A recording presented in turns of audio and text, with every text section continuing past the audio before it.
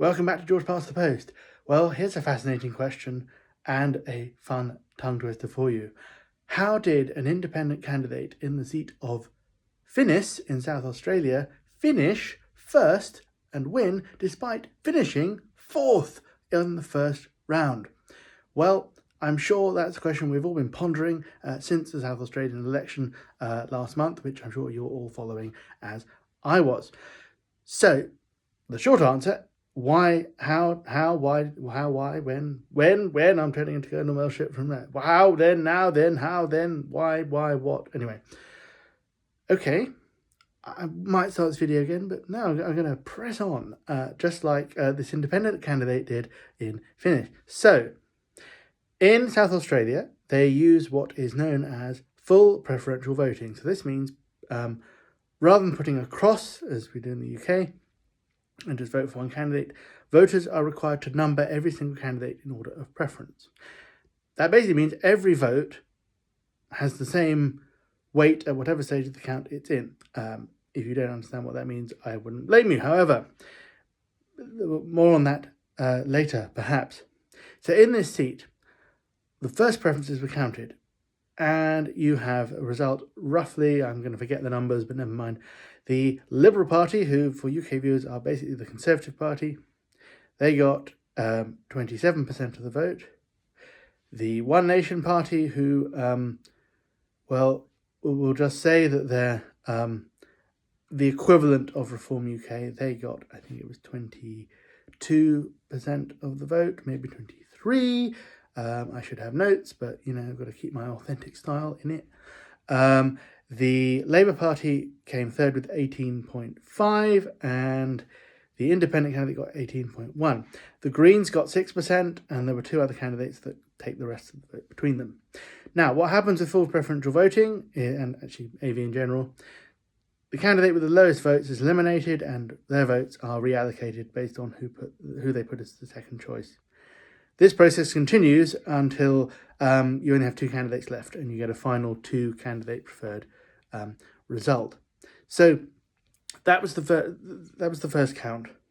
What happened remarkably is that so the two bottom candidates were eliminated. The Greens were then eliminated.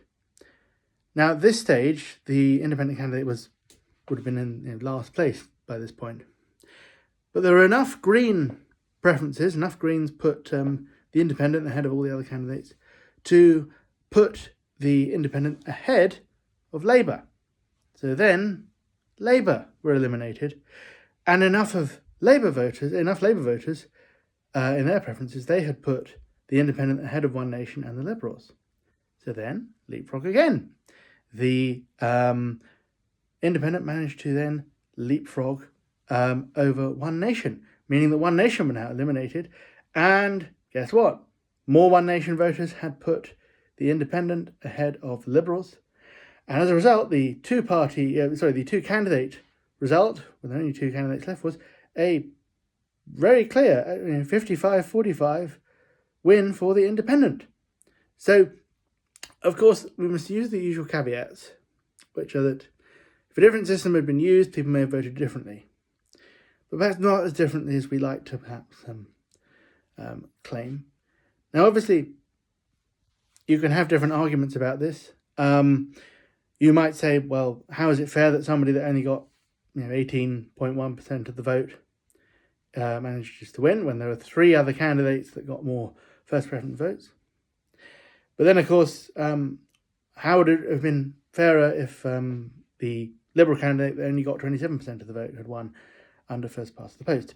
Of course, in a two-round runoff system, which I'm sure you were wondering about as well, you would have had a second round between the Liberals and One Nation. Of course, the independent would have been eliminated.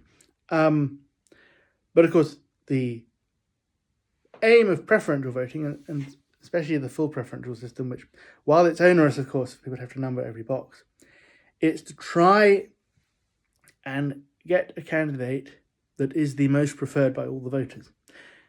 And in this case, while, yes, of course, if you're just observing this from afar, it is actually rare for a candidate to come fourth in the first place and end up winning.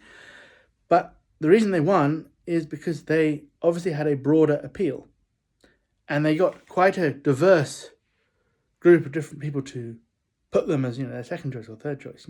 Otherwise you wouldn't have had them otherwise they'd have been eliminated. If they had been, they obviously managed to they got Greens, they got Labour, they got One Nation voters to put them ahead, to put them as their second choice. And so it's a very interesting case study, I think, and rare, which is why I'm talking about it. And if you've made it this far in the video, congratulations. So, if you finish fourth, you might end up winning. You never know. Hang on in there. It's interesting how obviously different voting systems play out. And it got me thinking about a lot of the results in the 2024 election in the UK. You had candidates barely getting 30% of the vote. And, of course, that's the system. They were elected. But if we... and since 2024, the British system has become even more fragmented. So maybe you might be able to get people who got 30% in 2024, they might think, oh, well, I can get re-elected with 26%. So I only need to appeal to a relatively small group of my own supporters to win. But what preferential voting does, is shown in this rare but interesting example, is 27% isn't enough, 30% isn't enough. You have to have a much broader appeal. And while it's not a silver bullet, no system is perfect. It's got me thinking. However, in honour of the constituency of Finniss, I shall now finish. So, hope you've enjoyed this video and plenty to think about. And signing off at exactly 7 minutes. Goodbye.